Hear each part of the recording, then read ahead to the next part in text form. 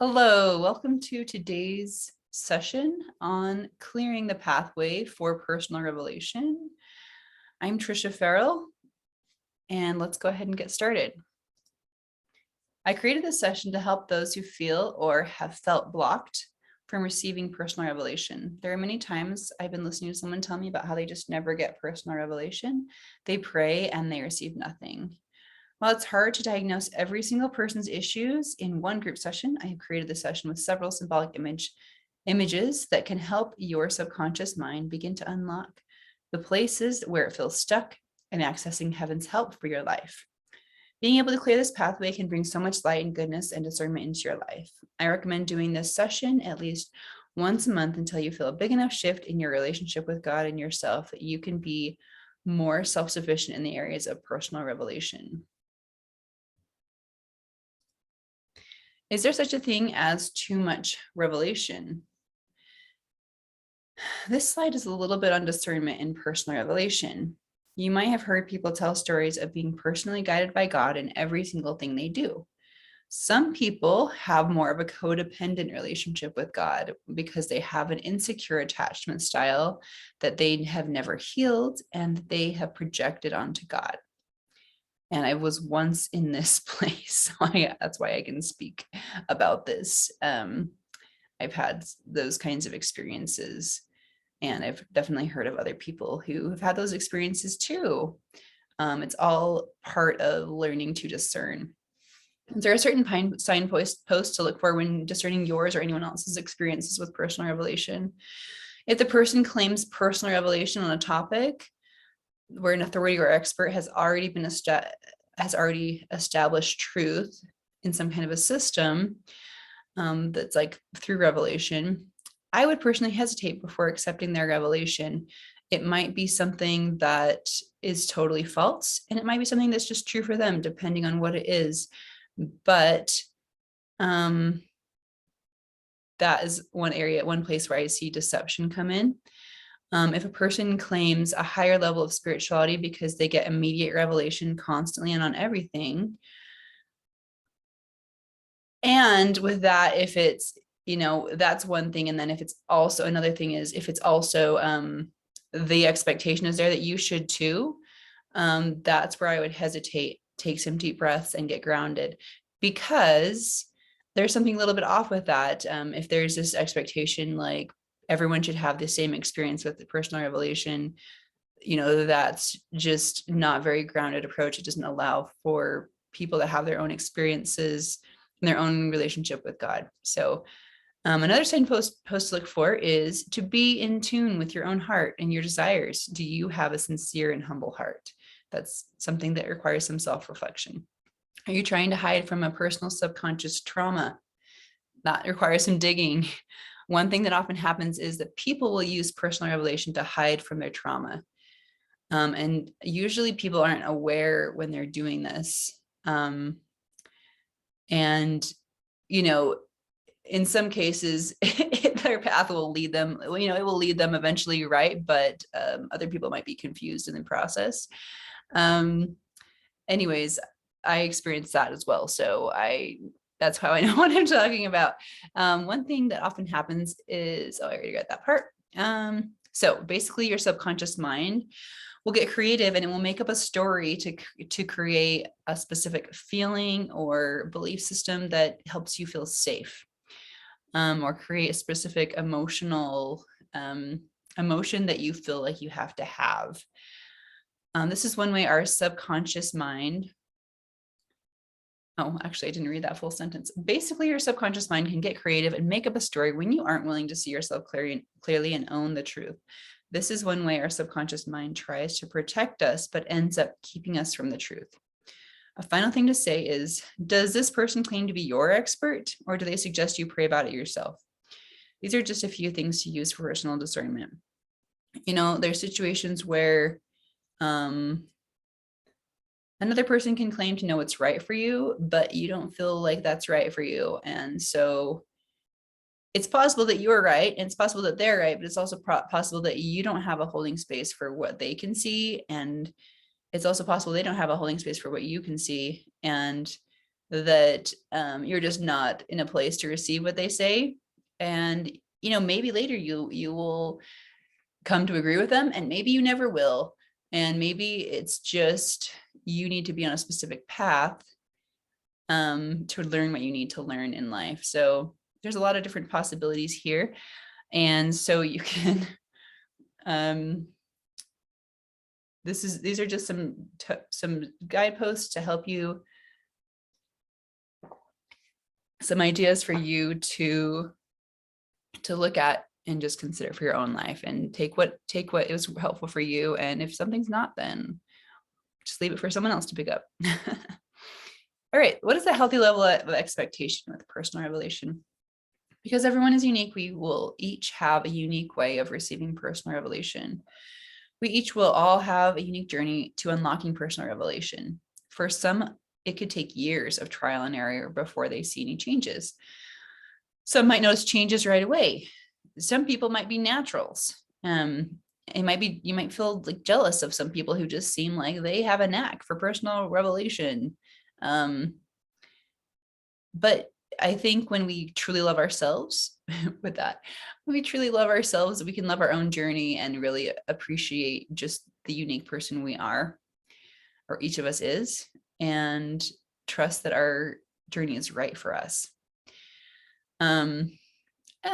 I wrote that right there. Basically said what I wrote without reading it. So that's funny. The most important thing I feel is to recognize that we are agents and we make choices, and those choices impact everything about personal revelation.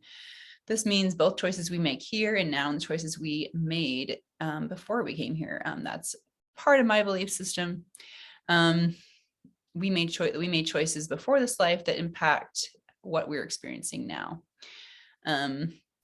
That's obviously a deep subject to dive into that we're not diving into today, but just putting that out there.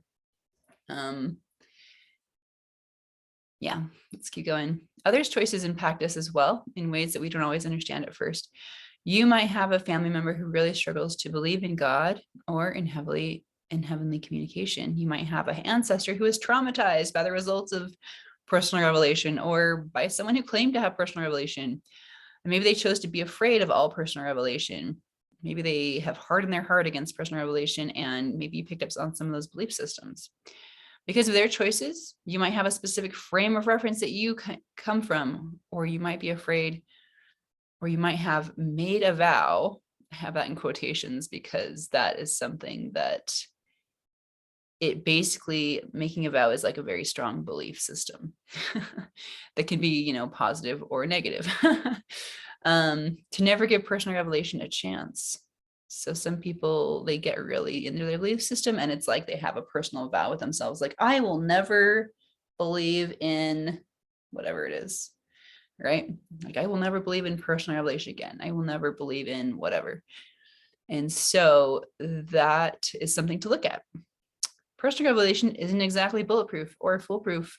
I think it is, but it's also not. It's also true that it is, and it's also true that it's not, which is kind of makes it dumb to even have that sentence there, really. But there's a lot. I think there's a lot to different things to figure out. But like it should be. I think it should be simple, but for some people it's not. And so I honor all experiences.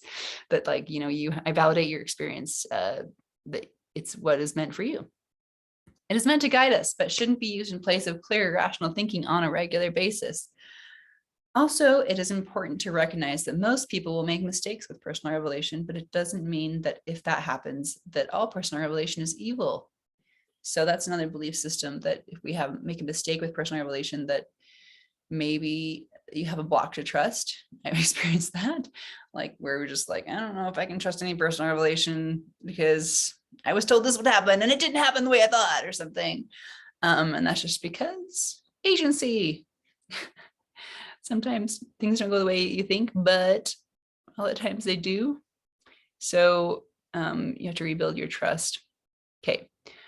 So this is a good time to get out a piece of paper if you don't have one already handy, or you could type this into a notepad on your phone if you want. So let's gauge and measure where you are at. First thing, let's take some deep breaths and tune into ourselves.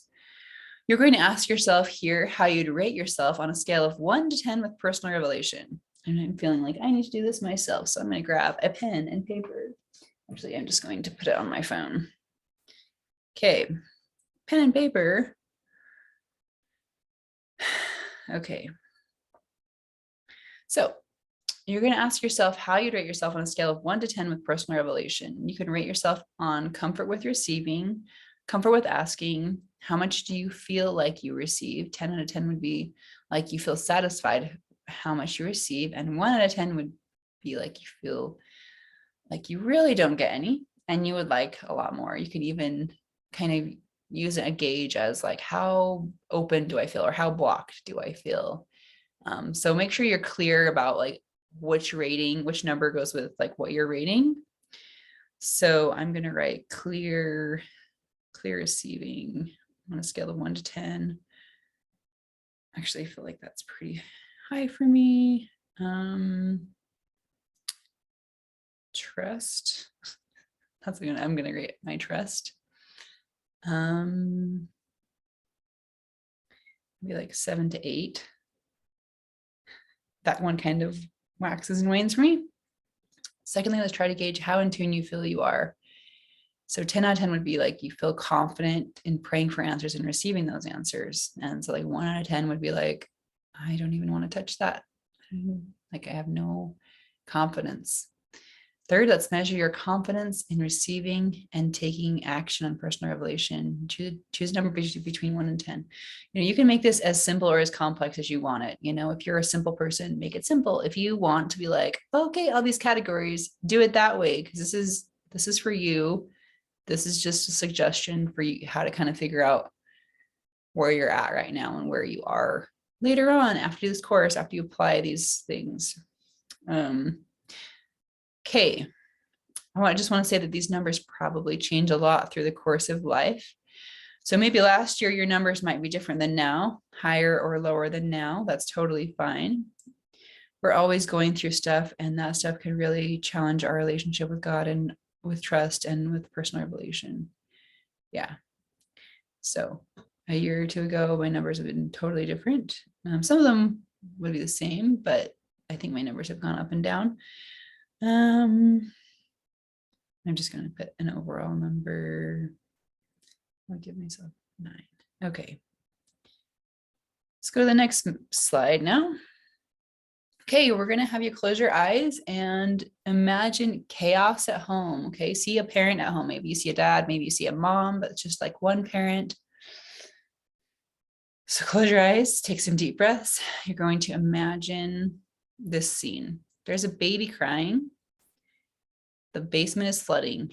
The wind is blowing the doors open. The phone is ringing. It's your mom wondering why you didn't come to family dinner last night. Also, the stove is malfunctioning.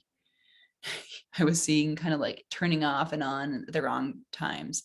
Now watch as everything freezes. Just like everything freeze frame. You can walk through the house and secure the doors. You can fix the problem in the basement with the water flooding. You give the baby his bottle and then pick up the phone as the scene suddenly unfreezes. You tell your mom you weren't feeling well enough to come and that you are kind of busy right now anyway. You hang up the phone and breathe a sigh of relief. Then you fall asleep. While you are sleeping, you see angels working tirelessly for every single one of the problems that was going wrong. There was a team of angels dedicated to your baby and making sure he has his needs provided for. There was a team of angels working to provide a solution to the basement flooding problem, and even to prevent the problem from happening if possible. There was a team of angels assigned to the wind and weather. There's a team of angels assigned to help with family relationships and to help family members tolerate and heal from being upset or frustrated with each other. There was a team of angels there to help you fall asleep and have good dreams. And these are just a few of the teams of angels that I am mentioning here, but there's lots of other teams of angels that do lots of different things for people and for your life as you go through different phases of life and need different kinds of assistance. Now see how each team of angels eagerly desires to help, but is waiting for you to use your agency in a way that solicits their assistance. We're going to zoom out and see a lot of different households with different needs, and some of the people are receiving help because they're asking for divine help in some way. Close your eyes and visualize this happening for a few moments.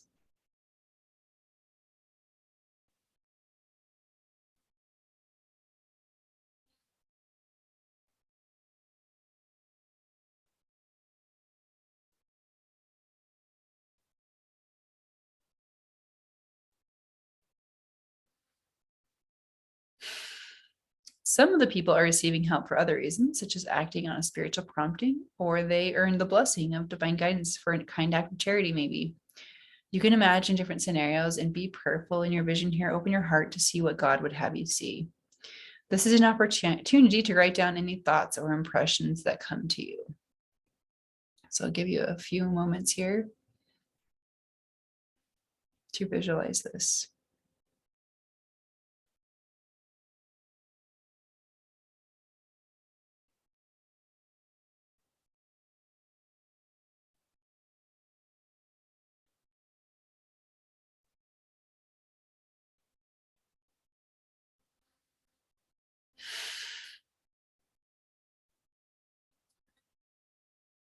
As I close my eyes and visualize this, I'm getting this message that actually, the more you do this visualization, like if you do this visualization every day, like in the morning before you get out of bed or when you're saying your prayer or something, it actually opens you up to receiving that because it makes your mind aware of the help that is available. So I want to like encourage you to do this visualization often, especially to help you with your faith in and being open to receiving these blessings.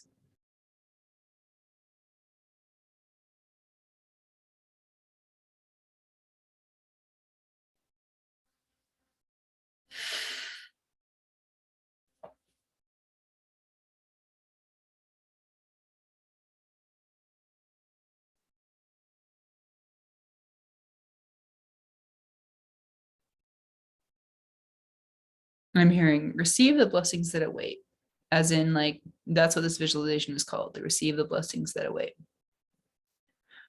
I feel like if I kept doing this, I would just be feeling more and more peaceful. But I want to continue on with the session. I'm going to do like 1 more minute. So, and feel free to pause this video if you want to take longer.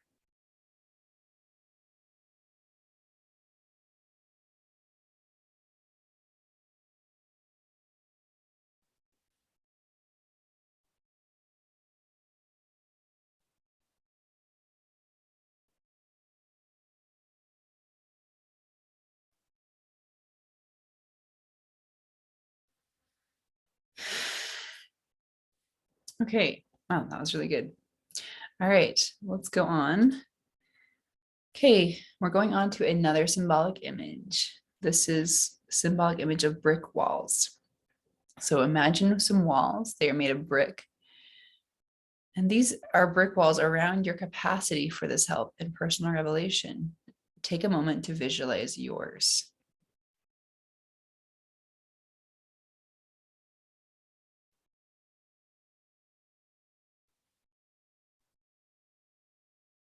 Okay, this is really interesting what I'm seeing. I'm not going to tell you what I'm seeing mine. I'm just going to say, wow, it's really telling. I'm going to encourage you to write down what you see right here and now. Excuse me. Brick walls.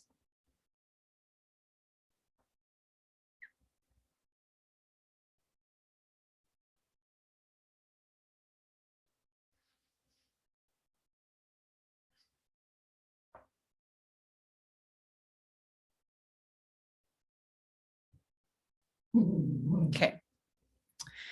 All right, so let's go ahead and we're going to talk to these walls and listen to them too. The first wall says, I was helping, but you told me to stop. It starts crying like a child about to have a tantrum. I just wanted to help. It cries and blows its nose. This wall feels kind of flimsy, like it could just fall over, but it doesn't. It is all shifty and bendy, but occasionally its emotions make it feel really stiff and resistant when it gets frustrated with the way someone handles something. And I'm being told to check your walls in your mind to see if there are like bricks missing, like holes. That's something I saw in mine. And I just told to say that out loud for people to check. Okay.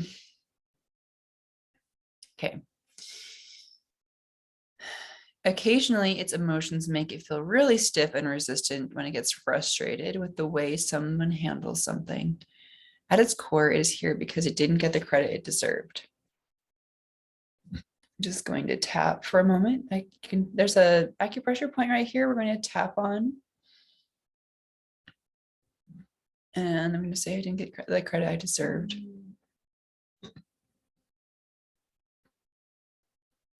I didn't get the credit I deserved. Let that come up and blow it out. Breathe that out.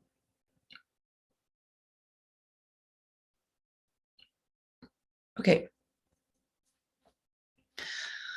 Now we're going to ask it, what kind of credit did you deserve? I'm hearing, you may hear something different, but this is what I heard. I just wanted to be acknowledged for doing a good job. I feel like I help you with this and I help you with that, but you don't hardly ever stop and say, wow, good job, thank you. It's like, I don't even matter to you. Take some deep breaths and go into this image and acknowledge any feelings coming up from this wall. You might write them down, the feelings that you feel coming up from this wall. I'm just going to tap and just visualize with you.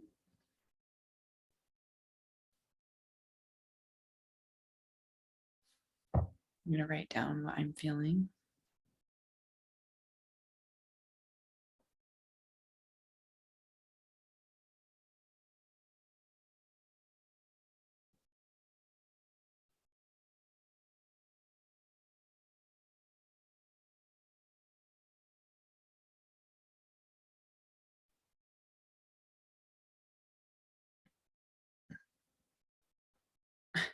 This is really interesting.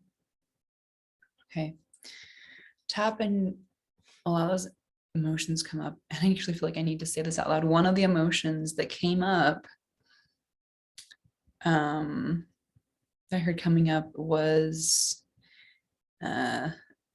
snobby. It says I get snobby to protect myself. I feel like I have to be snobby to protect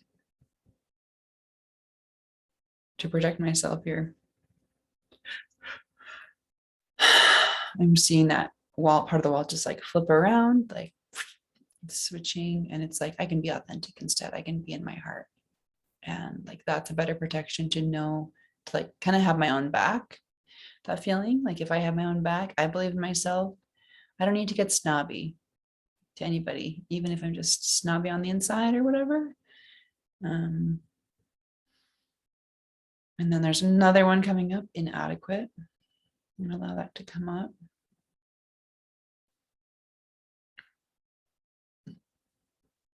Because again, saying I just never do a good enough job. And I don't know if I'm ever adequate. And so there's kind of this bendiness to it because it's just like, well, I don't know if I'm good enough wall. Like imagine, just imagine this wall not feeling like it's doing a good enough job. What would that look like? Well, it would feel flimsy and like not solid, right? Acknowledging those feelings of inadequate coming from the wall. And feeling like to move my arms like this and breathe deep.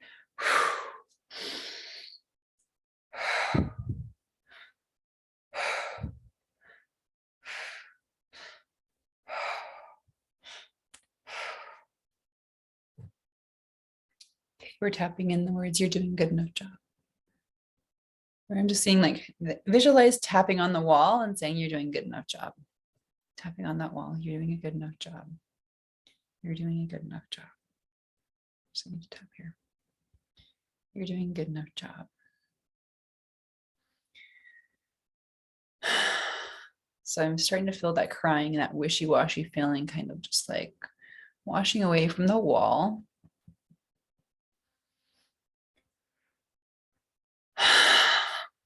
Breathing deep. I'm going to tap around my ears.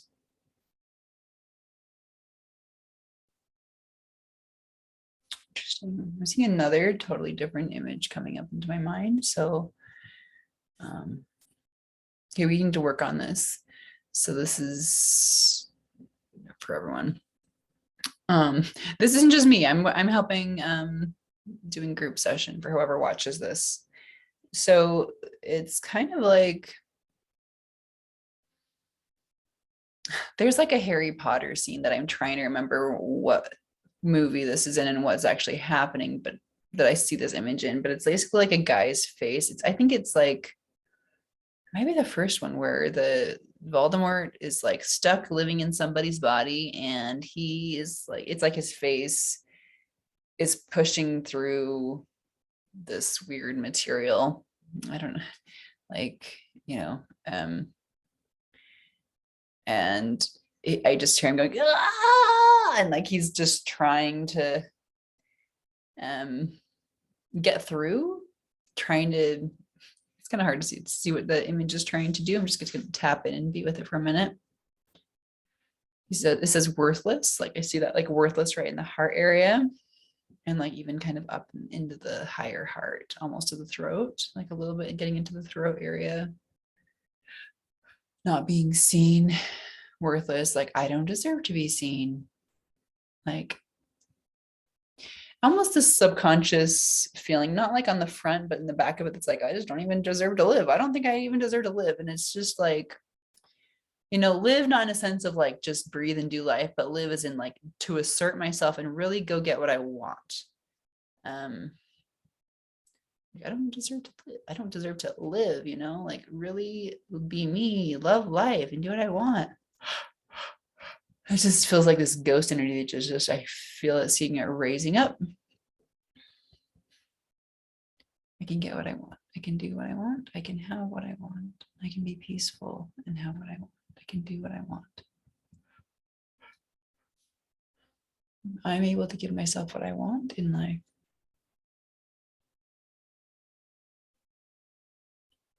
I'm able to pursue what I want in life. I'm able to let myself have what I want in life. Make sure you're drinking water through this session to process these images. Okay, letting myself have what I want in life.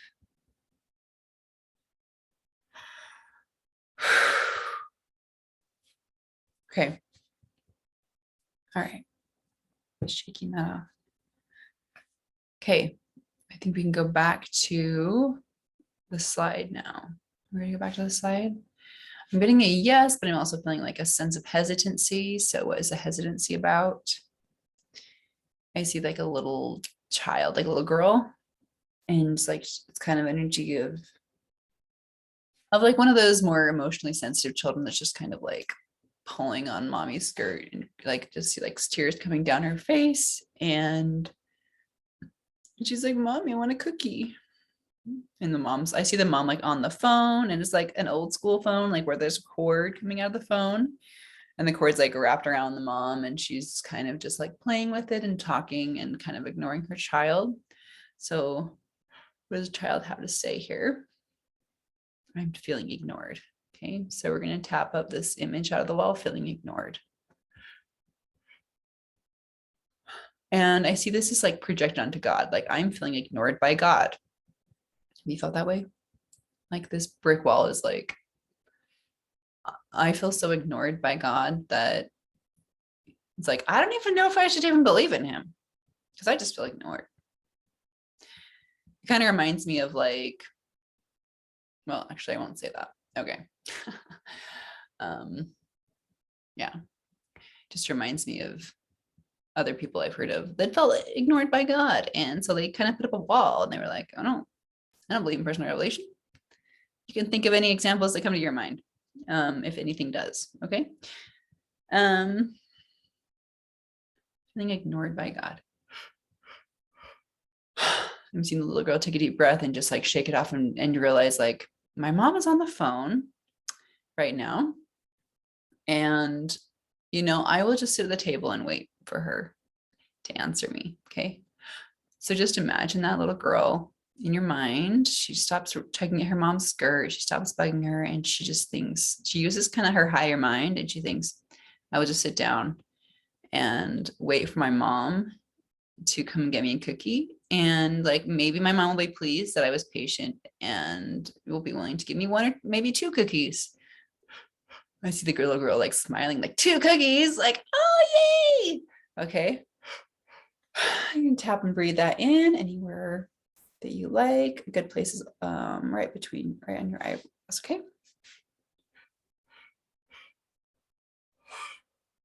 I'm actually seeing this energy like pulling out of my forehead.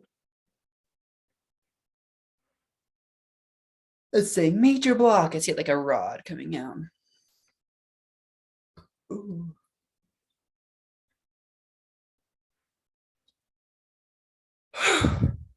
I'm just feeling that worthless feeling now. It's just like almost like someone just threw their clothes on the floor, but it's like the energy of worthlessness, like just like, oh yeah.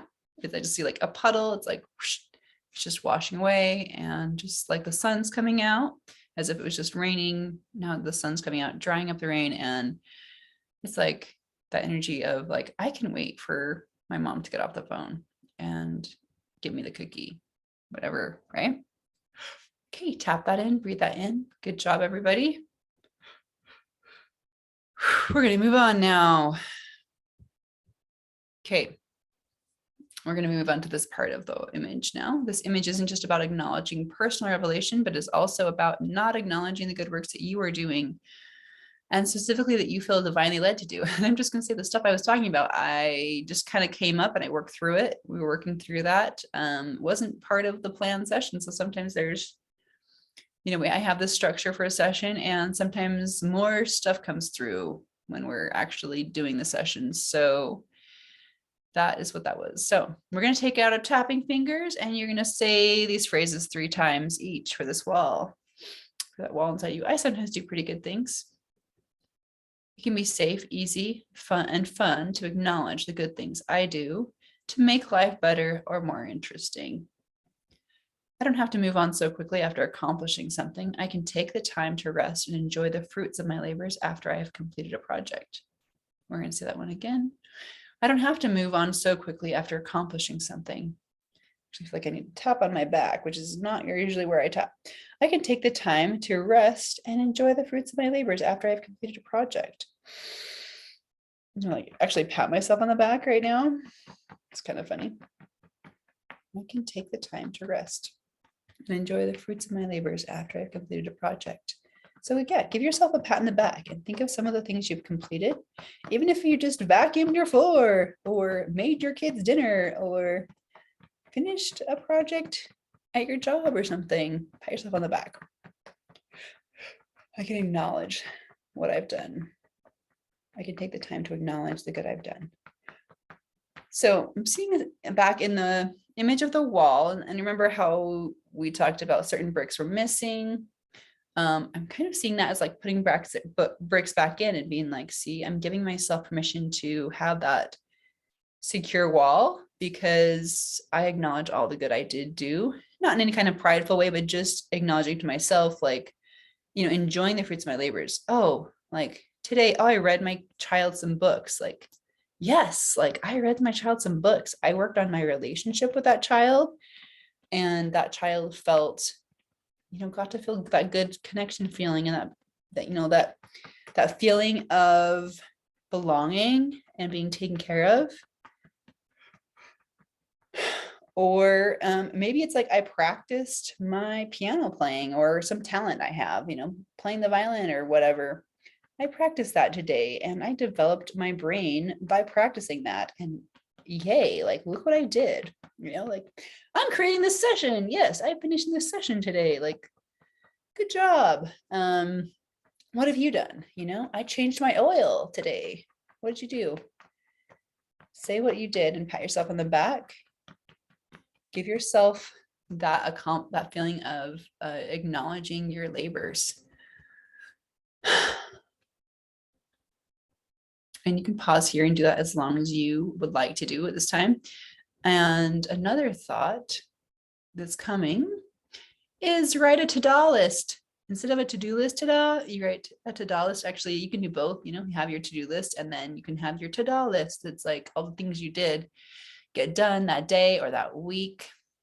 or that month, and you acknowledge those things. And that is like putting those bricks back into that wall and saying like, look, I did this. And, having that strong wall, a wall is like a symbol for a boundary, right? And with personal revelation, there needs to be boundaries, but there's like needs to be a certain amount of openness and a certain amount of boundaries. So it should flow in because there's a structure, if that makes sense. Because that's why I say in the beginning, like it's possible to be deceived and receive information and just like, I mean, you can receive revelation that says you're worthless. Like that's not good personal revelation to receive, right?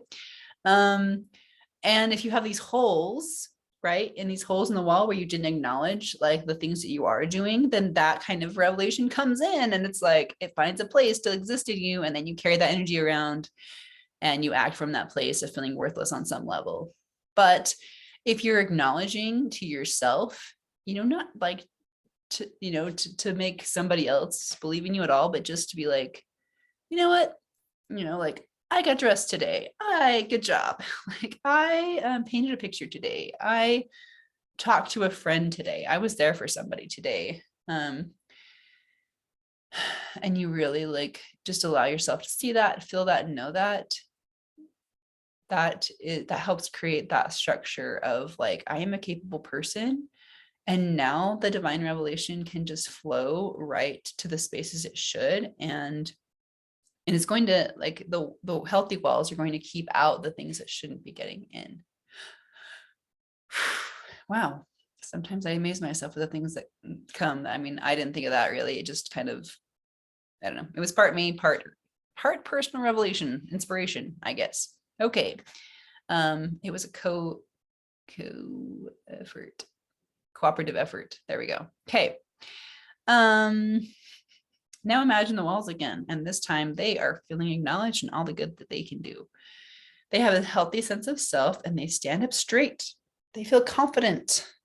They can acknowledge themselves when they have done well. Breathe that in. I can acknowledge myself when I've done well. It is safe to acknowledge myself when I've done well, just to myself. And feel free, if it speaks to you, to write down at nighttime little things you've done, okay?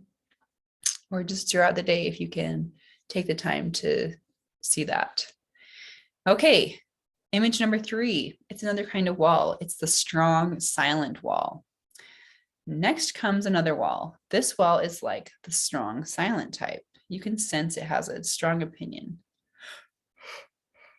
I feel like I need to take a few breaths before I really get into this image.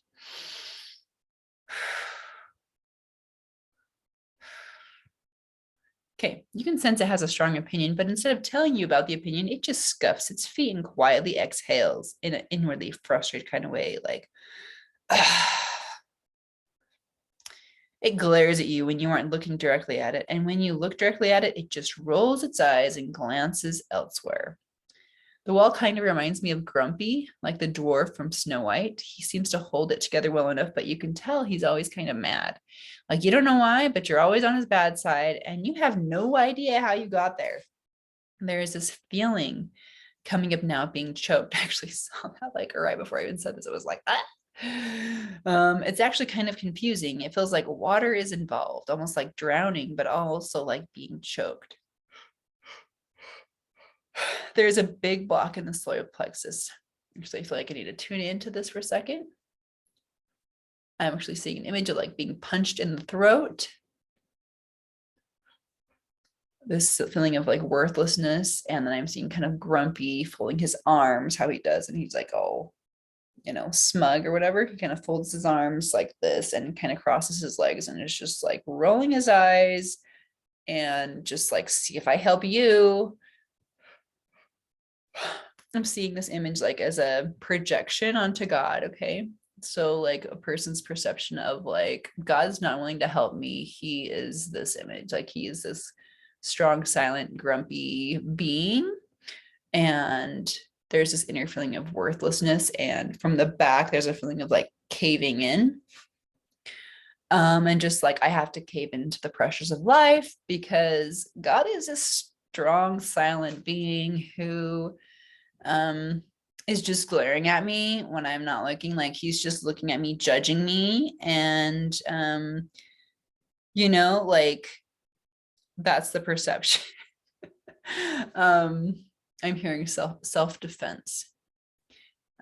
Like I have to defend myself. There's like, so this part of the psyche that's like, I have to defend myself from this judgmental God that's like, you fill in the blank, whatever you think that this image is saying. I feel like I shouldn't insert something right there.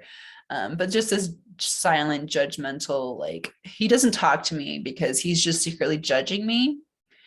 And he knows what I'm doing wrong all the time. And there's this perfectionist vibe, like, or like receiving this perfectionist vibe from God, and just like, you never get it right. Letting that come up, you never get it right. Like, holy crap, like you can't get anything right and you never get it right. And letting that come up, breathing that out now, tap and let that come up and breathe it out. Like I never can get it right.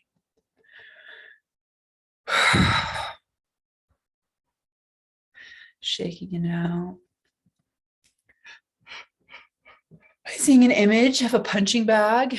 I'm hearing punching bag against the wall. I'm seeing this punching bag and it's just like getting punched, but it's like this image of like on the inside.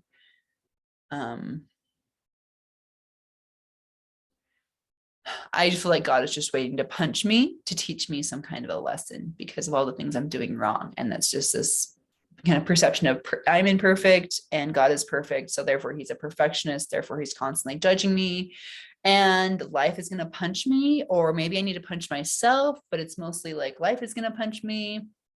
It's going to come through somebody else, or some catastrophe that happens or whatever. Like, and there's this another belief that's like life circumstances are basically God punching me. That is like really resonating really strong. Like my life circumstances, whatever it is, like if it's a chronic illness or an accident that happened, like God's punching me, just like this punching bag, like bam, bam, bam. So imagine that and let that come up as we can validate that and release it. It's like, who are you going to release? Like, this is the truth. I just feel like this angry, like Mike Tyson, like that old Nintendo game, like being punched. It's like Punch Out or whatever it's called.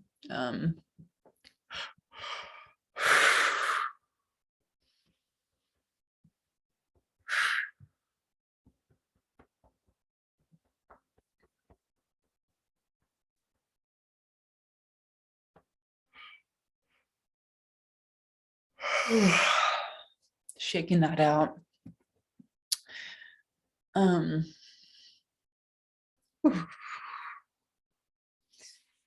Okay.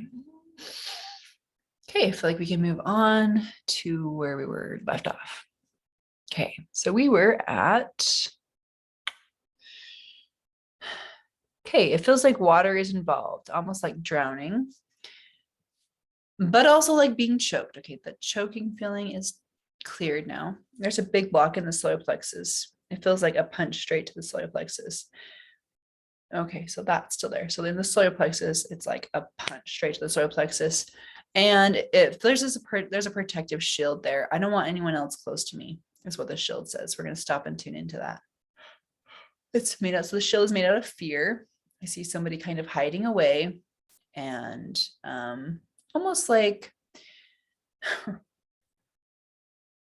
the inner child of an adult is still fearful because that inner child experienced abuse as a child, and it's kind of repressed.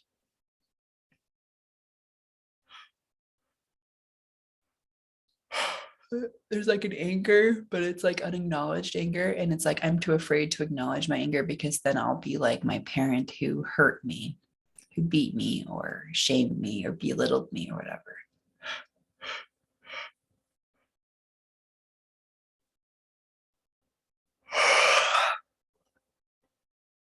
There's a lot of shame there and panic.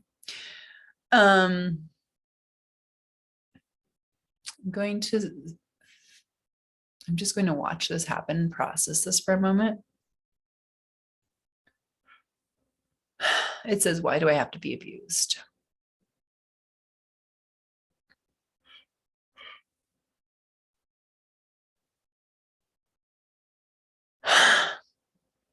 I'm seeing like the feeling of like someone having a tree branch and breaking it, and kind of how the tree feels. And it's just like, why are you breaking my branch? Like, why? Like, I didn't do anything to you, just being a tree, and you're breaking my branch. That's kind of coming up right now.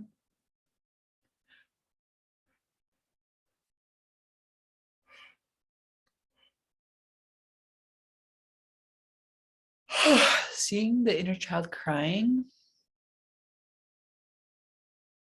and seeing like rain, almost like the crying is so much that there's actually like rain coming down on the child that's like also its own tears.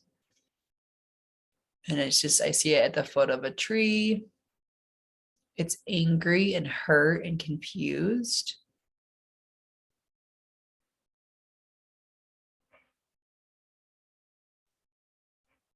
It says, there's an energy within it that says, I don't deserve to live.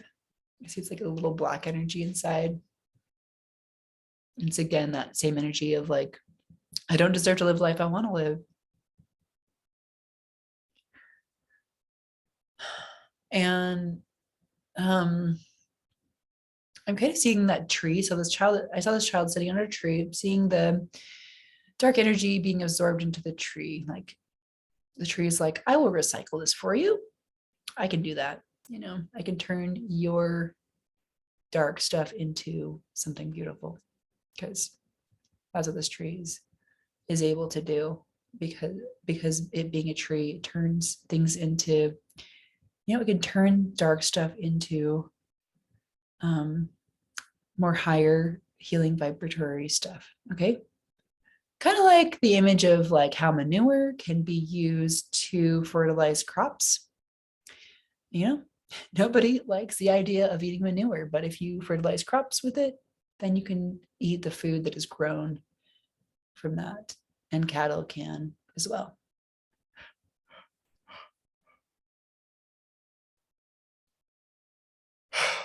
There's a divine message coming. So seeing a lot of divine light coming down onto the head, and it's saying the whole, like that's the whole process, or the whole purpose of like this earth experience and this light. Oh, like my eyes get teary. Whoa. Okay. Is like, light comes down, hard stuff comes in, but like when we release it, like this earth is made for recycling our dark stuff, like dark energies, or even going to the bathroom, like everything was made to just like replenish itself. And like there's a cycle, just what you let go of, like the unforgiveness energy, you can release it into the earth actually. So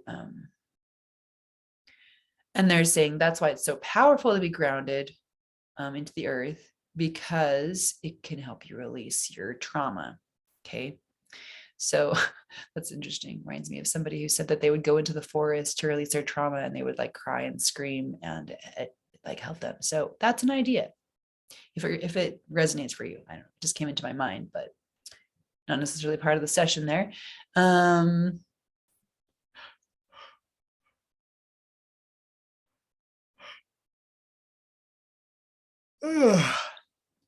Okay, I'm seeing like this image now of like this water as like the dam broke, like, and so there's all this water rushing down this path now, and it's like breaking open that wall in the solar plexus. Okay, that's what we need to do for that part. We're going to keep going on to the text on this page. Okay. So it's breaking the dam, this wall that was blocking a block in the solar plexus that was saying, I don't want anyone close to me. So that was another way of keeping God out, of like, I don't want anyone close to me, because God is somebody else, right? Some people say God is in us. And that may be true in some ways, but God is also outside of us. So he's like another person that wants to be close to us. Yes. Okay. Okay. This person wraps the shield around themselves like a blanket. It's a blanket of self-defense. That's being washed away in the down breaking image.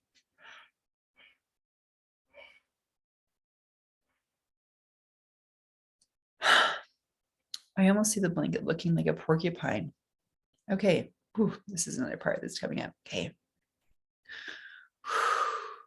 Holding space for this dam breaking, water flowing. Okay. So going on. So I saw the blanket looking like a porcupine back with sharp objects coming out of it. I'm feeling this block to this image right now. So what's the block about? It says I'm worthless. And it's releasing. Breathing that out. You can tap on your hands. I'm actually feeling to say, tap on your hands. And tap on your back area here.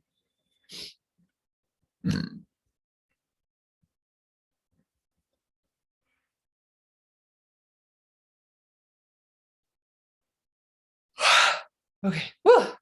Whew. I just felt like a huge, like, whew. Whoa. That felt different. Big shift there.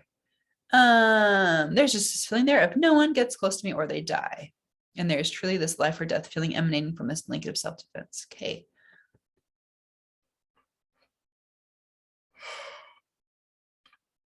I feel like that is what just released. So I'm seeing this hand pull it off. It's like my hand pulling it off. And oh, it's interesting. So it's almost like when you pull up a rug from outside and there's a bunch of bugs underneath it and they like scurry. That's what I saw. Like a bunch of little bugs, like, oh, and they're like, basically the little bugs are like these little black bugs that are like these little energies that are like, hurry, run and hide. Like we were hiding under here. And you know, they have like little jobs for the dark side, basically. Like, oh, we have to make this person feel worthless. We have to make them feel ashamed of themselves. We have to make them doubt their goodness and doubt that there is good and bad, doubt that there is a dark and a light, that there is anything to strive for, that life has any purpose at all. They all have these different little jobs here. An option here, if you want to, is to tune into the bugs and write that down, or just breathe them out, okay? Just imagine pulling up that energy and blowing it out, or you can even imagine like you are with that in that tree, not in the tree, but you know, you're putting it in the tree.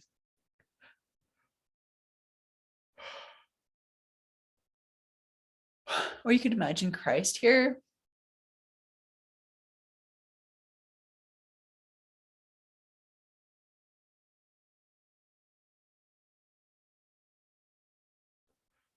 I feel like he's saying a tree is a good image too.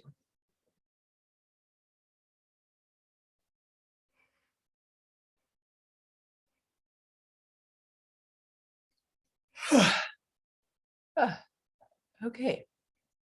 I'm just hearing a tree is meant to be a safe place.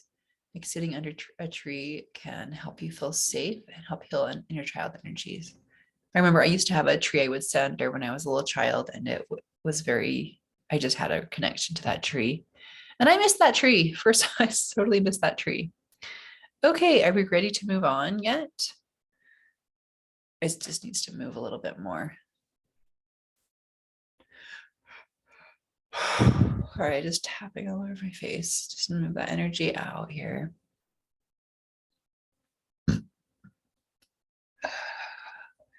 Okay, here we go. I think we're ready to move on now. Okay, now imagine a ball of light approaching from a distance, which gets larger and brighter as it reaches the wall. The bright light is a person, a valiant kind of person who carefully removes the sharp objects of self-defense from the inner child. Does this person say anything about these objects as they remove them? Write down anything that they say that you want to remember. Take a few minutes here to visualize and listen.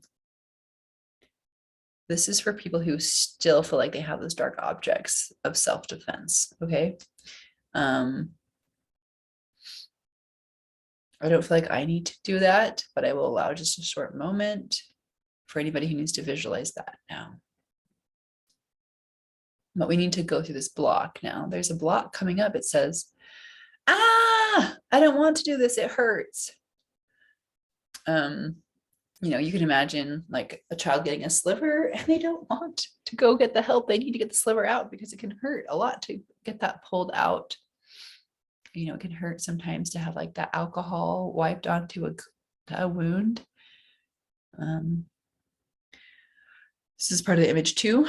I see the beast and Belle after he saved her from the wolves and was attacked. Hopefully you've seen Beauty and the Beast. If not, well, the beast gets attacked by wolves. Actually, Belle was being attacked by wolves and the beast came to save her. So that's in case you haven't seen that movie, but who hasn't seen that movie? I mean, come on. She was trying to comfort him and he is angry because everything hurts so much and he's bitter about his situation in life. Just being the beast and like I had to save this woman and I'm so angry and like he's resisting receiving the divine help that he needs. I mean, her help, right? We're just going to equate it to divine help. So we're going to look at his heart. So it's covered in ice. The ice is hard and cold.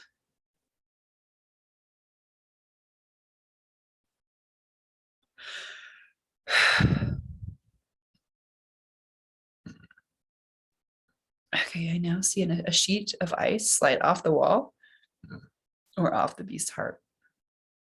You can just watch that happen slowly. Remember in this movie, like around his castle was winter and it was like June. It was like summertime and it was winter around his castle. This is symbolic for his heart, basically.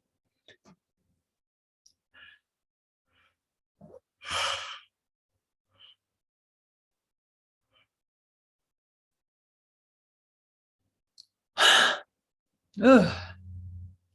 Hey, as that slides off, there's a feeling of peace and an acceptance. It is okay that this is painful. This life is a little bit painful sometimes. Just seeing him kind of acknowledge that it's okay and he's accepting that.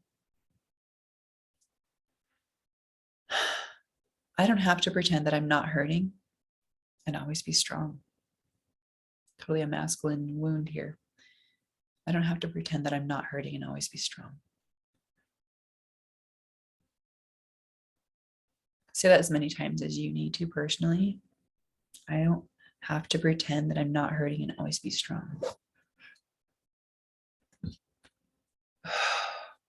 It's okay to be sad. It's okay to be sad. It's okay to be sad. It's okay that life hurts sometimes. It's okay that life hurts sometimes.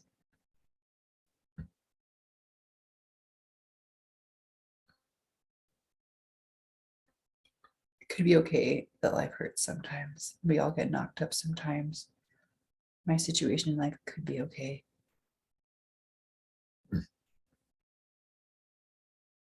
It could be okay to allow Belle to help me. It could be okay to allow God to help me. It could be okay to allow angels to help me. I could be safe receiving divine help. It could be safe to let help in. It could be safe to allow God to help me see my light and wake up. It could be safe to allow this ice to melt off my heart.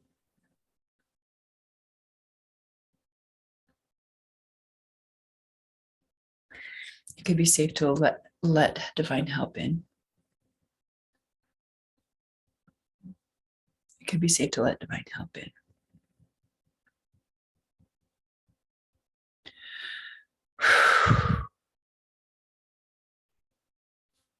Okay. All right. I feel like I need to read this again. There's a feeling of peace and an acceptance. It is okay that this is painful, that life is a little bit painful sometimes. We don't have to pretend that we're not hurting and always be strong. It's okay to be sad sometimes. It's okay that life hurts sometimes. You don't have to avoid sadness. ourselves, our sadness, or anyone else's sadness. We don't have to push it away or run away from it. It's okay to let the sadness in as a friend and let it move through us. So I'm kind of seeing a symbolic image now. Our sadness is like water, imagine, how did that heart get so frozen? How did the ice get there? Well, because the heart was so cold that it froze the water of sadness onto the heart, right? So it froze that water that was that sadness, it froze it in place, and it got hard and cold, and it wouldn't let any light in.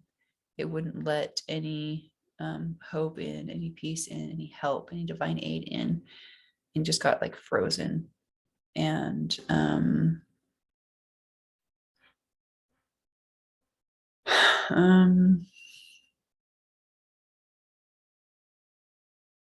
I feel like that's good. We're going to move on now. Okay, these are optional if you feel like you need these. It could be okay to acknowledge that sometimes life is painful and that sometimes I need or want a hug. It could be okay to acknowledge that sometimes life is painful and sometimes I need or want a hug.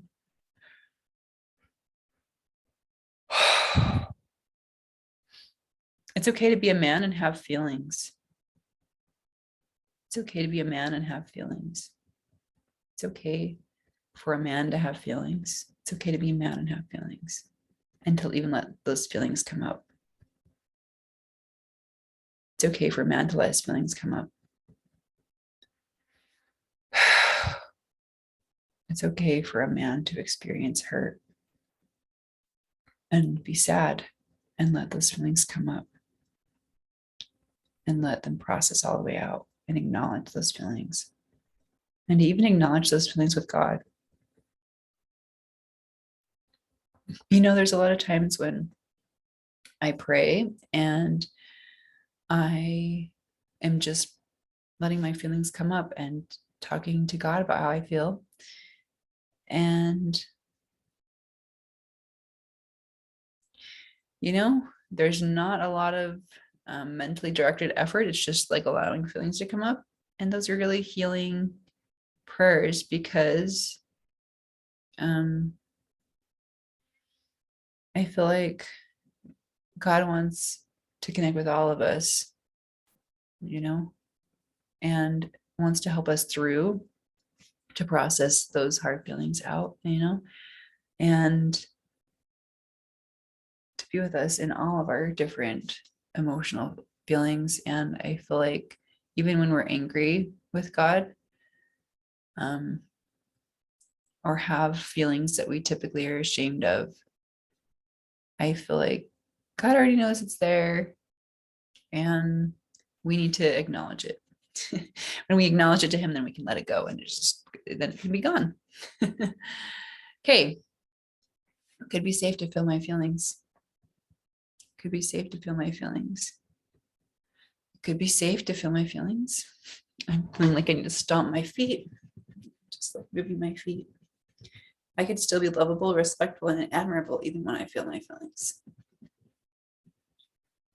Could be safe to feel my feelings. I'm going to stand up and shake my body around for a second.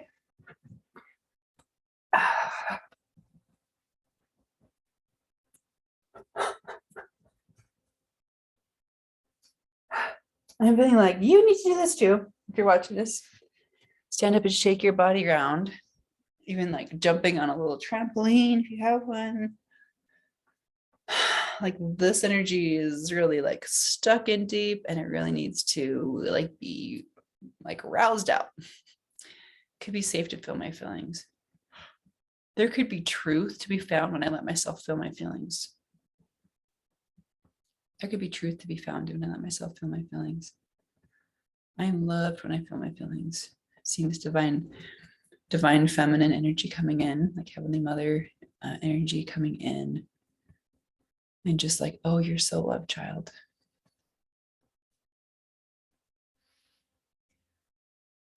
Seeing this energy move out through the heart, like going in through the back and moving out to the heart.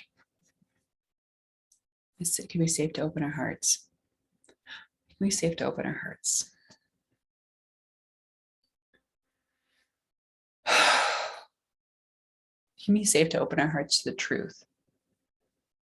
A lot of times we don't want to see the truth. So that's like why we close down and get hard in our heart area. In other areas in our body, in our energy fields. It can be safe to not need to shut myself down. It can be safe to explore what I need to explore in order to feel safe with God in personal revelation. Okay, sending that energy, send that energy out through my fingertips, like, and grounding into the earth again.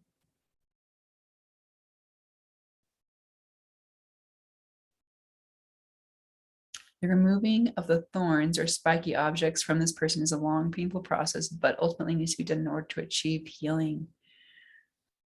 So there can be a lot of wounds here, as you pull out like these, this like weaponry or whatever, these spiky objects almost seem like a ball with these like spikes coming out everywhere, and it's like stuck inside in someone's skin or fur or something. Like I'm seeing it like stuck in a bear's leg or stomach or something. It hurts to pull it out, but we can't keep it there if we're going to heal. Okay, so I want to recommend that you take as much time to process this image as you need. Here we go. Okay, now imagine the strong silent wall again. Let's take a breath and see if it lets its shields come down.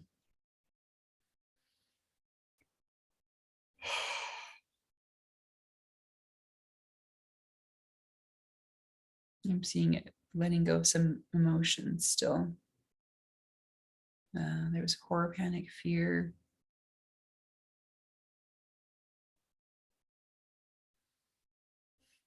Ashamed.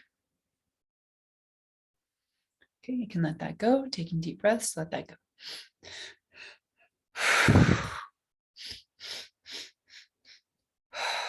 Okay, it says it's done. Okay, it breathes in and out and realizes everyone gets knocked up in life some of the time, and holding on to the pain that has come throughout life doesn't help it in any way. See it keep breathing in and out as it lets go of more and more of the pain, and the ice melts slowly off its heart.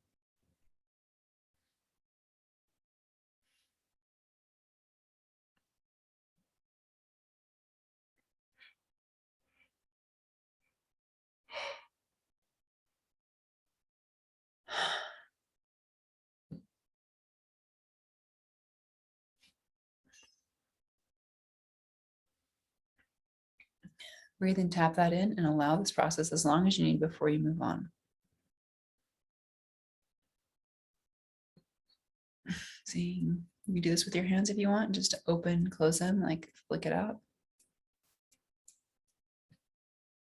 Just doing like 2 every other hand.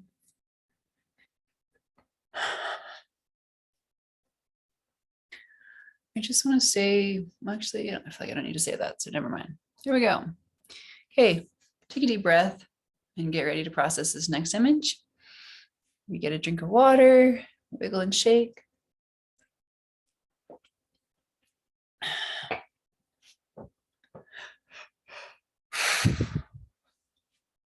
The next symbolic image that shows up is a clock. I see the hands of the clock going faster and faster.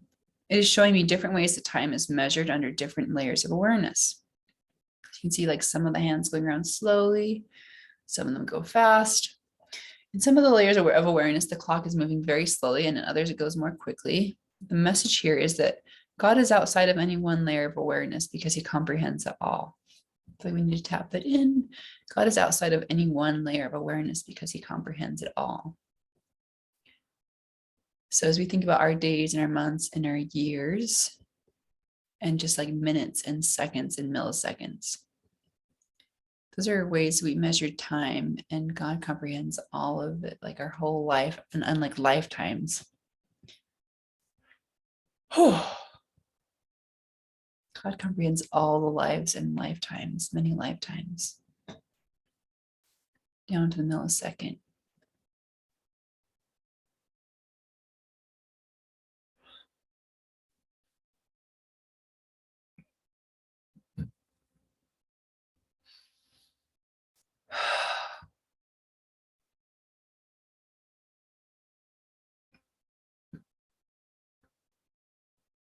letting that truth in, letting that truth come in.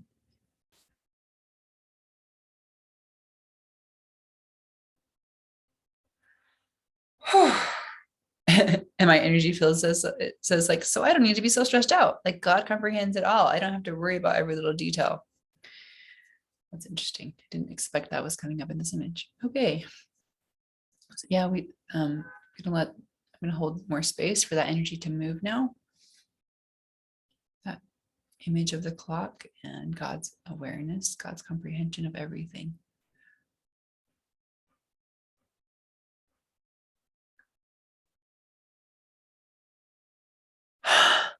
I'm hearing God comprehends like the suffering of all the slaves. I'm seeing like African slaves, people of African descent who were slaves at one point. It comprehends like all the many generations of people going forward from that and like the complications of everything that arose for their children, children's children, grandchildren, great grandchildren, and just keep going down, and how it's affecting people today. And he sees all of that and all of the need for healing, not just for the like African American people that have like ancestors who were slaves, but for like the white people too who have ancestors that own slaves, and like all of it needs to be healed. Like everyone is affected when one person is mistreated, because the message, oh my gosh, the message is coming is like when one person is mistreated and they deny their inner light, that is like one less person that is really fully able to harness their light and really like be on God's side. Oh my gosh. Wow. Whew. This is powerful. I wasn't expecting this. So it's like it's everybody's, like everybody should be anxiously engaged. Just need to pause here and comprehend this for a moment. Like everybody has a job that they need to be fulfilling in life, like, and they're in their heart and in their solar plexus, like right here is this, this is like, imagine this light, this white light, and like people who have been mistreated, it's like there's blocks in there. They're not letting the love flow out. Okay. That's how mistreatment happens, like mistreatment of anybody, or thinking that some people deserve mistreatment and other people deserve to be treated better. Like I deserve to be treated better than, I don't know, my children or my neighbors or somebody. It's all just belief systems.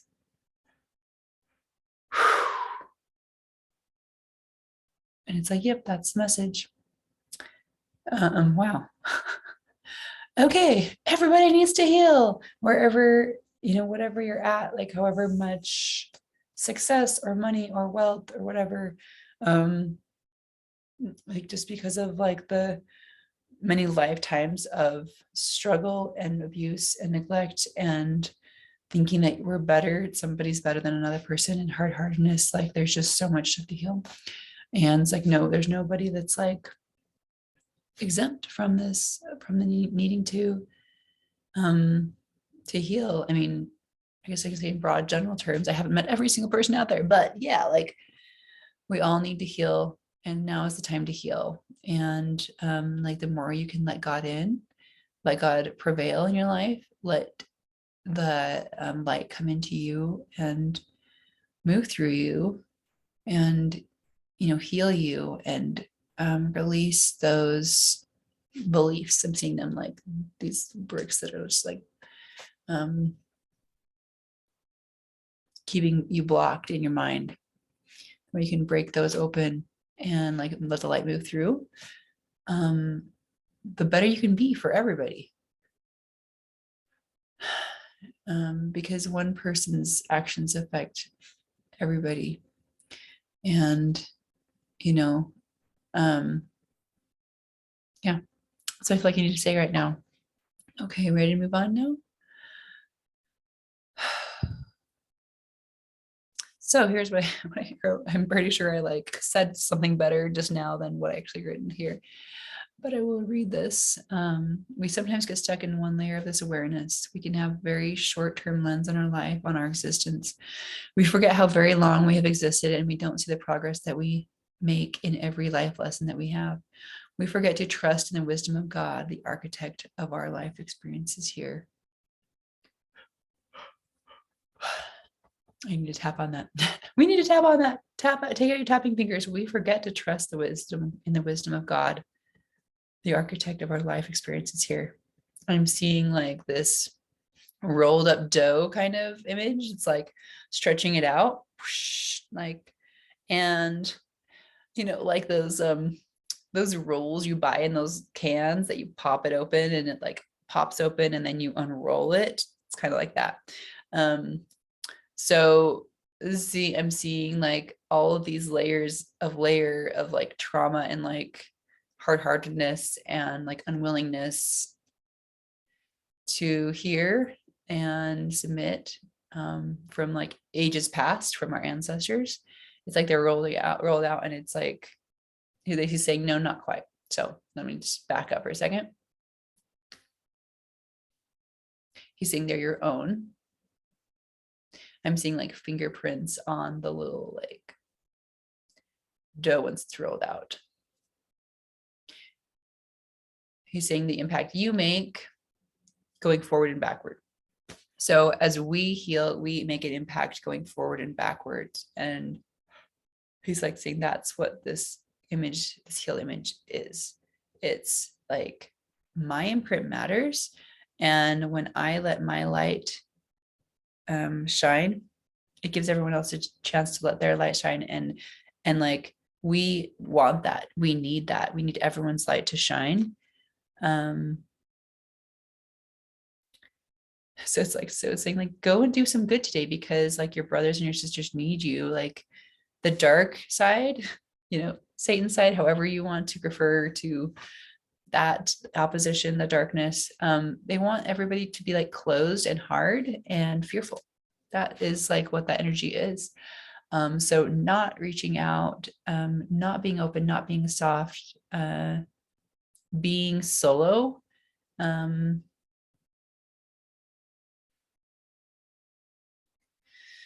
only caring for yourself.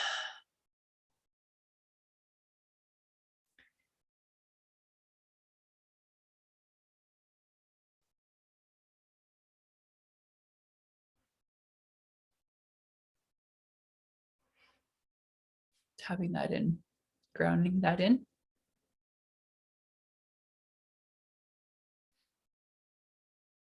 There's an image kind of coming, like as if the earth is saying, I exist for everybody else here. And that's like what the attitude we need to have. Like my purpose is to help people in some way, in my own individual way. Like the earth is giving all this nourishment constantly and recycling all of our dark energies and everything, and things that we let go of and the energy we move through. And it's saying like, so you can help each other. So we can help each other as humans on the planet in everyone's individual way. Okay, beautiful. Here we go. As you learn to trust in God's divine timing on things in your life, imagine the clock arms slowing down and speeding up. There's so much time. There's plenty of time for all the experiences that you want to have in your life. None of it is a waste of time. None of my experiences are a waste of time.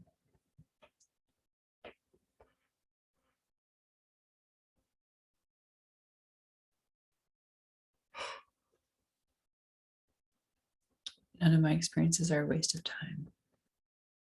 And it's just a temptation to believe that. No one here is wasting my time, because everyone here is a divine child of light. No one is wasting my time. And I'm not wasting my time either.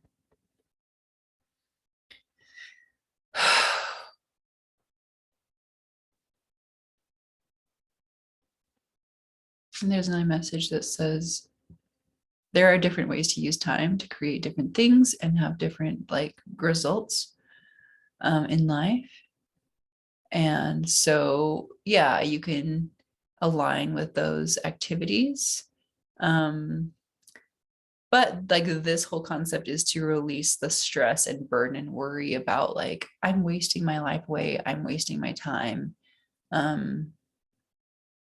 Like, and that there's like some ways that are good uses of time and some ways that aren't good uses of time.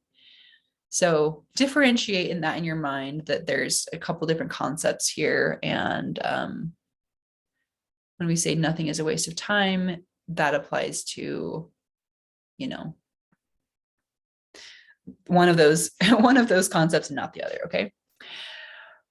You're always having the exact experience that your soul chose into for your greatest growth. I feel like I need to put that in bold. So breathe that in. I'm always having the exact experience my soul chooses into for its greatest growth.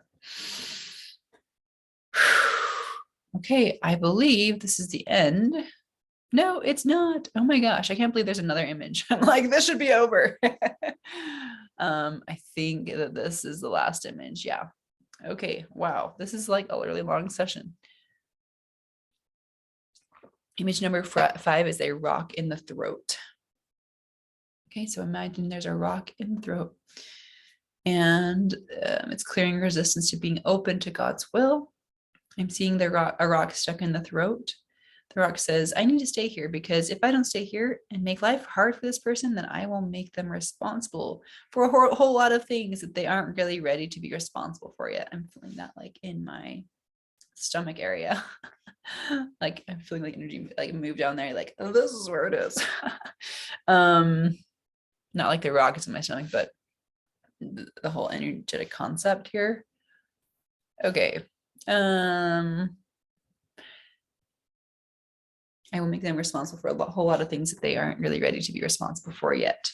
This rock is made out of a lack of faith in God's will and timing, fear and doubt in the self, and it symbolically represents a very large boulder in the subconscious mind that I see a man trying to hold up the boulder. It is really hard for him to hold up this boulder. I'm asking him why he is trying to hold up the boulder. I feel his irritation energy. He says, I'm stuck doing things my way. He is resisting the awareness that doing things his way is actually harder and it is actually just manifesting as him getting in his own way. Okay, so I'm going to go into this image now. I hear life is so hard. It's not fair. It says like, I try doing things my own way and I have to do things my own way. It's just like, this is how it's done. And I'm getting in my own way. And I see the man putting his foot in his mouth. You know, kind of the symbolic, that's expression, putting your foot in your mouth. And kind of like he's just kicking himself in the face and like kicking himself in the backside. And it's really just, it's almost like a double subconscious layer or something, but it's like a subconscious layer almost like in the back of the person's mind. Like they're not even aware of this really. Like not even aware that there's this person that's kicking himself. And it's just like, I've been trying to do all these things myself and I'm just getting in my own way. And I have this fear and shame about it. I have this fear and shame about asking for help. And this fear and shame of having to admit that I'm wrong or being open to admitting, like there's this deep, deep fear that's just like, I was seeing like this image of a cave that's like cold and dark and this person hiding in this cold, dark cave. And just like, it's so scary to admit that I'm wrong. I'm not even going to come out to the daylight and see what the truth is. Like, ugh, admitting that I'm wrong would be the worst thing ever. Or like, I'm seeing them putting on like a cape, like hiding their identity behind some kind of costume.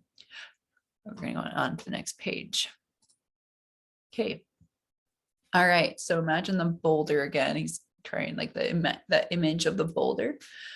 So I'm seeing an angel coming down and they're saying something you need to do first before we do this. Sorry.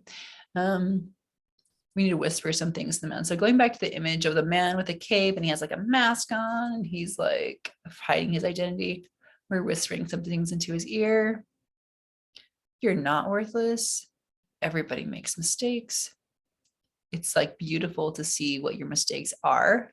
Typing that in. It's beautiful to see what your mistakes are and to not feel and just release the shame about it. You don't have to feel shame about it. Like, because everybody's making mistakes. That's like the point, is to make mistakes and learn and like grow and see what is wrong with our mistakes so that we can see that. Okay, I'm feeling a pathway clear in the brain. And it's like, I could be wrong and that could be safe. I could be wrong and that could be safe. I could be wrong and that could be safe. Now I see an angel coming down and she is lifting the boulder off his shoulders. She says, this was never yours to carry. Go in peace and attend to those things that are truly yours to carry. So imagining the angel, or maybe there's several angels coming down and they're lifting this boulder away. The man is hesitating to move on. Actually, just tuning in for a second before we go to that. Okay, I'm feeling like the weight lifts off the man's chest, even though, he'd probably be carrying out his back, but just like the weight off the chest is lifting. And I'm seeing tears come out of his eyes. Just like, not on the outside, they're kind of not coming out. It's almost like an inside emotional experience. Like on the inside, he's crying. On the outside, he's not really crying, but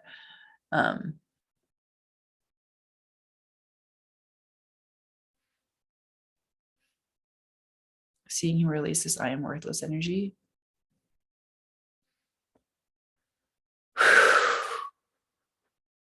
Okay, we can move on. The man is hesitating to move on now. So this is like some time has passed. Part of him is hesitating to move on.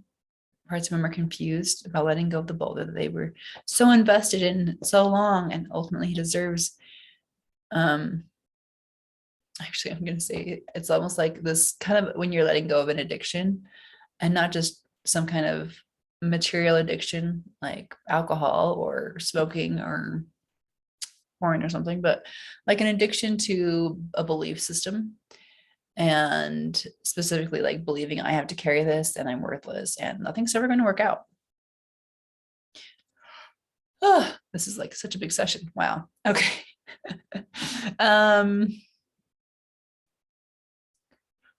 Okay, we can move on to it now.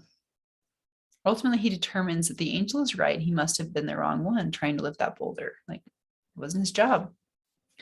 Going back to the throat now. The little rock says, well, my job here is done. And it just slides right on out, and the throat breathes a sigh of relief because it was really blocking things up in many ways in the throat. My job here is done. My job here is done. My job here is done. I don't need to be here in the throat anymore. Don't need to be here in the throat anymore. You can imagine like it slides out energetically and just dissolves, or you can imagine it like it's sneezed out or coughed out. So whichever way you want to imagine it gets coughed out. All right, let's see where we're at. Now we're going to see a heavenly light that shines down on this person, and it shows them that being responsible for your own life is actually more fun than sabotaging yourself and making yourself believe that someone else is responsible for how things will turn out.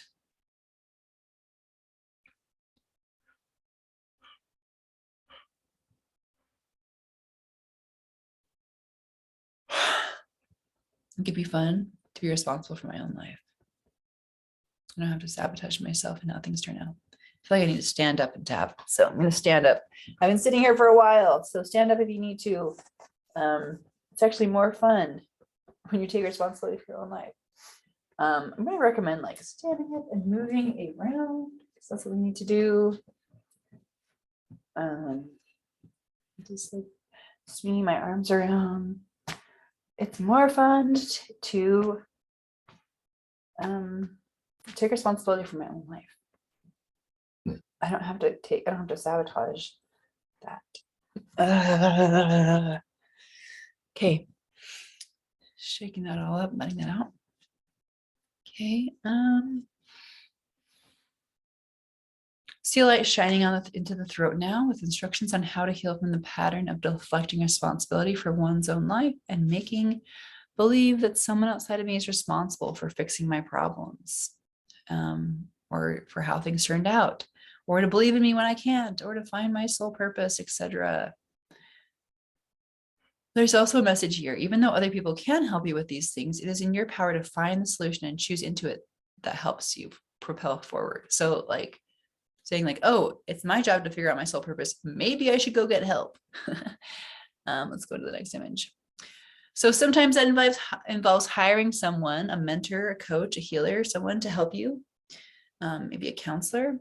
There is a difference between taking responsibility for your life by hiring someone and the point of view that everything that went differently than your expectations is someone else's fault, and you're just stuck in that place. One of the views takes responsibility and the other has blame. The other has blame as the underlying element to it. Take some deep breaths now as you process all these things. Okay,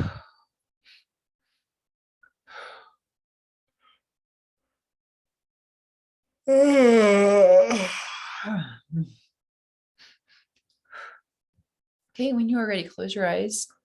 I'm going to take a moment, actually.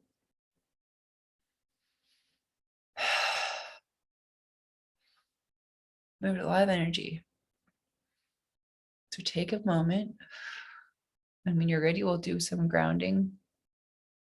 So close your eyes and ground your energy deep into the earth.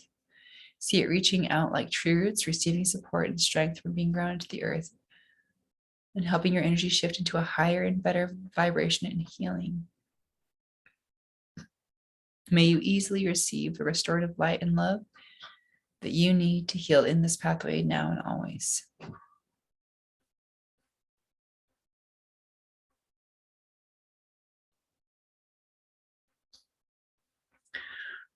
Okay, that is our session, I believe. I don't think there's another slide. Oh, yes. This is the last slide. If you, I would love to hear if you benefited this, like and share this video, and feel free to reach out to me. These are a couple of links. I try to shorten them to make them easier. I don't know if it made them easier or not, but you can screenshot it and copy it down. I don't know if you can click on it since this is a video, but yeah, I will put the links in the description as well so that you can find my Facebook group and see my website that has all of my personal and group session offerings. And if you like this video, please, I'd love to hear what your experience was. And I hope you have a great day. Thank you very much. And I will talk to you later. I hope I will talk to you later, that is. Okay.